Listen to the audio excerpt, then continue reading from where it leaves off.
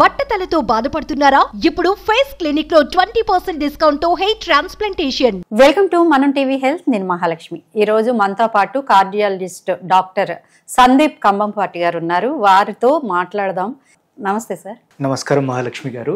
Sir, ఈ మధ్య varicose కూడా చాలా ఎక్కువగా వింటున్న పదం. అయితే ఇది హార్ట్ ప్రాబ్లం వల్ల వస్తుందని వింటున్నాము. నిజమే అంటారా సార్? ఇది లేదండి, లేదు. హార్ట్ సమస్యకి వెరికోస్ వీన్స్కి పెద్దగా సంబంధం అయితే లేదు.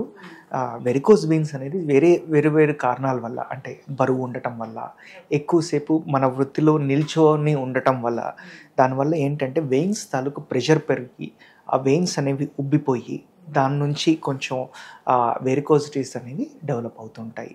ఇవి క్రమేణా ఇంకా పెరిగి ఇన్ఫెక్షన్కి దారి తీయడము, దాని ద్వారా పేషెంట్స్ చాలామంది ఇబ్బంది పడుతుంటారు. ఇంకా హార్ట్ ప్రాబ్లం వల్ల వస్తుందా అంటే అడ్వాన్స్ కంజెస్టివ్ హార్ట్ ఫెయిల్యూర్ కేసెస్లో ఆ వీనస్ ప్రెషర్ పెరిగి అలా రావచ్చు. కానీ యూజువల్గా ఏంటంటే హార్ట్కి సంబంధానికి ఇండిపెండెంట్గా, అంటే సంబంధం లేకుండా కూడా వెరికోస్ వీన్స్ చాలా కేసెస్లో మనం చూస్తుంటాం. అంటే మీరు ట్రీట్ చేస్తారా సార్, కార్డియాలజిస్ట్ అని? వెరికోస్ వీన్స్ అనేది యూజువల్గా ఈ రోజున interventional radiologist, vascular surgeons treat చేస్తారు.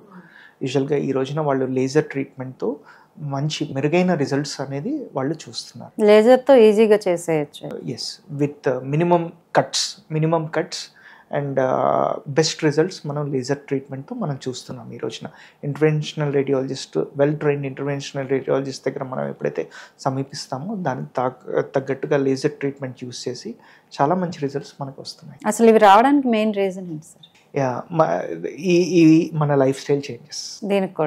దీనికి కూడా మన లైఫ్ స్టైల్ చేంజెస్ ఏంటి అంటే, ఫస్ట్ ఆఫ్ ఆల్ సరిగ్గా హైడ్రేట్ చేసుకోకపోవడం, బాడీని హైడ్రేట్ చేసుకుండా ఉండటం. నెంబర్ 2, ఒకే ప్లేస్లో ఎక్కువసేపు నిల్చొని ఉండటం. ఎప్పుడైతే మనం కదులుతూ ఉంటామో రక్త ప్రసరణ అనేది కంటిన్యూస్గా నడుస్తూ ఉంటుంది. ఎప్పుడైతే అక్కడ నిల్చుంటామో, ఎక్కడైతే వీనస్ సిస్టమ్, కాలు నుంచి రక్తం పైకి రావాలో అది రాదు. ఎందుకు అంటే అది వస్తుంటుంది, స్లోగా వస్తుంటుంది. కానీ మనం ఎప్పుడైతే నడుస్తామో ఈ కాలుకు సంబంధించిన కాఫ్ మజిల్స్ అనేవి ఎక్స్పాండ్ అయ్యి కాంట్రాక్ట్ అవుతుంటాయి. కాంట్రాక్ట్ అయినప్పుడు ఆ వీన్ లోపల ఉన్న వీన్ని కాంట్రాక్ట్ చేసినప్పుడు ఈజీగా పైకి వెళ్తుంది. అదే ఇప్పుడు మనం అక్కడే నిల్చున్నాము, ఆ మజిల్ కూడా ఏమి కాంట్రాక్ట్ అవ్వట్లేదు, అలాగనే ఉంది. సో ఇది మెల్లిమెల్లిగా ఎక్కుతూ ఉంటుంది. కానీ దానికి వచ్చే రక్తం మాత్రం కంటిన్యూస్గా వస్తుంది. సో అది మెల్లిగా ఏమవుతుంది, ఇది రాను లావుగా అయిపోయి లూజ్ అయిపోయి దాని ఇంటిమల్ మజిల్ అనేది, లోపల ఉన్న మజిల్ అనేది చాలా లూజ్ అయిపోయి ఉబ్బడం, దాని నుంచి మెల్లిగా బ్లడ్ ఎక్స్ట్రా వెజిట్ అయ్యి అదంతా కూడా నల్లగా మారిపోవడం, తర్వాత దాంట్లో ఇన్ఫెక్షన్ డెవలప్ అవడం, రక్తం ఎక్కువగా ఉంటే. సో ఇవన్నీ కూడా దీనివల్ల వచ్చే కాంప్లికేషన్స్ అన్నమాట. అంటే ఏజ్ లిమిట్ ఉంటుందా సార్ ఇవి రావడానికి? ఈ రోజున నేను యాక్చువల్గా 30-35లో కూడా చూస్తున్నాను కొంతమంది. ఎందుకంటే బికాస్ చెప్పాను కదా, long standing sedentary life styles, ఎక్కువగా నిల్చొని ఉండటం లేదా ఎక్కువసేపు కూర్చొని ఉండటం వల్ల కూడా ఈ సమస్యలు వచ్చే అవకాశం ఉంది. దీనికి ఫస్ట్ ఈ సమస్యను ఐడెంటిఫై చేసి వీనస్ స్టాకింగ్స్, అంటే లెగ్ స్టాకింగ్స్ పెట్టడం వల్ల కూడా, ఎలాస్టిక్ స్టాకింగ్స్ పెట్టడం వల్ల కూడా మనకి రిజల్ట్స్ ఉంటాయి. కానీ అది ఐడెంటిఫై చేసిన నెగ్లెక్ట్ చేస్తాం. ఎలా చేయొచ్చు అంటారు? ఏం లేదండి, మనకి క్లియర్గా తెలిసిపోతుంది. వెరికోస్ వీన్స్ అనేది కాలు ఈ రక్తనాళాలు ఏవైతే ఉంటాయో సన్నగా ఫస్ట్ ఉబ్బుతాయి, నరాలు ఉబ్బుతాయి. మనం అవి క్లియర్గా మనం కాల్లో చూసుకోవచ్చు. ఇలా ప్రెస్ చేస్తే కూడా మెత్తగా తగులుతూ ఉంటాయి అన్నమాట. సో అవి మనం చూస్తూ ఉంటాం. దాన్ని మనం అలానే వదిలేసాం అనుకుంటే నెక్స్ట్ ఏంటంటే అవి నల్లగా మారుతాయి. ఓకే. ఆ నల్లగా మారినప్పుడు కూడా ఇంకా వదిలేసాము. దాని తర్వాత అవి కొంచెం కొంచెం ఇన్ఫెక్షన్ రావడము, ఇలా అన్ని కూడా జరుగుతూ ఉంటాయి. వెరికోస్ వీనస్ కి నడక మంచిదే అంటారా? వాకింగ్ ఎంతవరకు ఉపయోగపడుతుంది? అది 100% దాని ట్రీట్మెంటే వాకింగ్ అండి. దాన్ని మనం వాకింగ్ చేయడం వల్ల చాలా వరకు కూడా మనం తగ్గించుకోవచ్చు. అంటే టైం ఎంత? 1 hour ఇట్లా?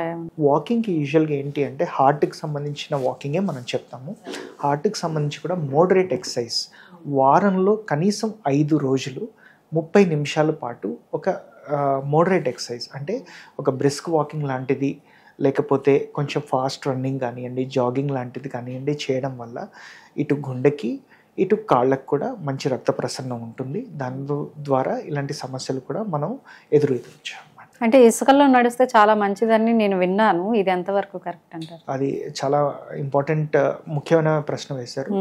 ఇసుక అనేది ఏంటి అంటే రెసిస్టెన్స్, అంటే మన పాదాలకి రెసిస్టెన్స్ తక్కువగా ఇస్తుంది కొంచెం కూరుకుపోవడం వల్ల. దానివల్ల ఏంటంటే మన మోకాల మీద ఎఫెక్ట్ అనేది చాలా ప్రెషర్ తక్కువ ఉంటుంది. సో ఇలాంటి పేషెంట్స్కి మోకాల సమస్యలు వచ్చే అవకాశం డాంబర్ రోడ్డు మీద నడిచే వాళ్ళకంటే చాలా తక్కువగా ఉంటుంది.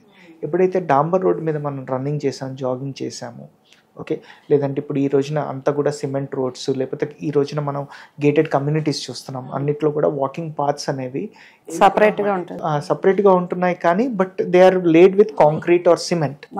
సో దానివల్ల ఏంటి అంటే ఇప్పుడు మనం దీన్ని ఇలా కొట్టామనుకోండి, ఆ ప్రెషర్ అనేది మళ్ళీ మోకాల మీద ట్రాన్స్ఫర్ అవుతుంది. పరిగెత్తినప్పుడు ఇది ఫాస్ట్గా ఇలా కాలు ఎప్పుడైతే భూమిని తట్టుకుందో ఆ ప్రెషర్ అనేది మనం ఎంత ప్రెషర్ ఇస్తామో అంత ప్రెషర్ మళ్ళీ మొక్కలకి బ్యాక్ వస్తుంది. అదే కనుక మనం ఇసుకలో ప్రయాణించినప్పుడు మనం కాలు పెట్టినా కానీ కొంచెం లోపలికి దిగుతుంది.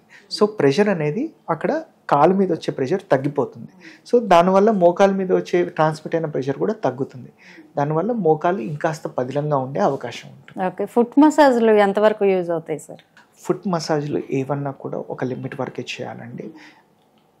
మోస్ట్ ఇంపార్టెంట్ థింగ్ ఏదో కొంచెం లాగుతుంది ఫుట్ మసాజులు తప్పలేదు, కానీ దెబ్బలు అంటే ఏమైనా దెబ్బలు తగిలాయి, లేకపోతే ఏదన్నా కొంచెం పెయిన్ తీవ్రంగా ఉంది, అలాంటి టైమ్స్లో ఫుట్ మసాజ్లు కానివ్వండి, ఎటువంటి మసాజ్లు కానివ్వండి అవాయిడ్ చేయడం బెటర్. అంటే కొన్ని రకాల ఫిష్ అని చెప్పి వాటిని వాటర్లో వేసి అట్లాంటివి ఎట్లా ఉంటాయంట? అది అసలు ఎటువంటి సమస్య లేని చికిత్స. అవి ఫిష్ అనేవి ఏం చేస్తాయంటే మన డెడ్ స్కిన్ని తినేస్తాయి, అంతే. దాని ద్వారా కాస్త తాజాగా అవుతుంది. అది అసలు ఆలోచన లేకుండా మనం ముందు. ఇంకా దీనికోసం ఏమేమి చేయొచ్చు? సో వారికోస్ వీన్స్ సంబంధించి ఇంకాస్త మనం లేదు వీటిని నివారించాలంటే నేను చెప్పినట్టు ముందుగానే మనం వాటిని ఫస్టే ఐడెంటిఫై చేయడం చాలా ఇంపార్టెంట్. ఐడెంటిఫై చేసినప్పుడు నేను చెప్పినట్టు హైడ్రేట్ చేయడము, తర్వాత రెగ్యులర్గా నడక సాగించడం. రెగ్యులర్గా నడకనే కాదు, ఒక ప్లేస్లో ఎప్పుడు కూడా అలా నిల్చొని ఉండకూడదు, ఒక ప్లేస్లో ఎప్పుడు అలా ఎక్కువసేపు కూర్చొని ఉండకూడదు. ఇవన్నీ కూడా మనం చాలా అవాయిడ్ చేయాల్సిన విషయాలు అనమాట. అంటే ఎక్కువసేపు నడవాల్సిన పక్షంలో మళ్ళీ అక్కడికి పక్కగా వచ్చేసి కొంచెం స్ట్రెచ్ చేయడం, అంటే ఇప్పుడు ఈ కాల్ని ఇలా ముందుకి వెనక్కి వేయడం, పాదాలని ముందుకు వెనక్కి చేయడము, అలాగే లేకపోతే ఇక్కడ నుంచి అక్కడికి వెళ్ళి నడిచి ఇప్పుడు చాలాసార్లు మనం కూర్చొని డెస్క్ జాబ్స్ ఉంటాయి, సో మనం కూర్చొని ఏదో రాస్తూ ఉంటాం, ఒక 15 నిమిషాలకి 20 నిమిషాలకి ఒక బ్రేక్ తీసుకొని టేబుల్ పక్కకు వచ్చి ఒక స్ట్రెచ్ చేయడం. ఓకే, దీని ద్వారా మనకి ఎక్సలెంట్ రిజల్ట్స్ మనం చూడొచ్చు. ఓకే, అలాగే ఎక్కువసేపు కూర్చోవాల్సి వచ్చినప్పుడు ఎదురుగా టేబుల్ మనకి ఇంట్లో కానివ్వండి, ఆఫీస్లో మన ఓన్ స్పేస్లో అన్నప్పుడు కొంచెం కాళ్ళు పైన పెట్టుకోవడము. ఓకే, అలాగే ఒక ఎలాస్టిక్ స్టాకింగ్స్ అంటే సాక్స్ లాంటివి ఉంటాయి, కొంచెం టైట్గా ఉంటాయి, అలాంటివి వాడడం వల్ల కూడా మనం ఒక ఎక్సలెంట్ రిజల్ట్స్ తీసుకునే అవకాశం ఉంటుంది. ఓకే, అండ్ ఐడెంటిఫై చేయగానే దాని తాలూకు స్పెషలిస్ట్ని కలిసినప్పుడు కూడా ఇంకాస్త బెటర్గా చిట్కాలు చెప్పేసి దాన్ని ఒక కంట్రోల్లో ఉంచుకోవడానికి మనం చాలా వరకు కూడా ట్రై చేయవచ్చు. Okay sir, thank you.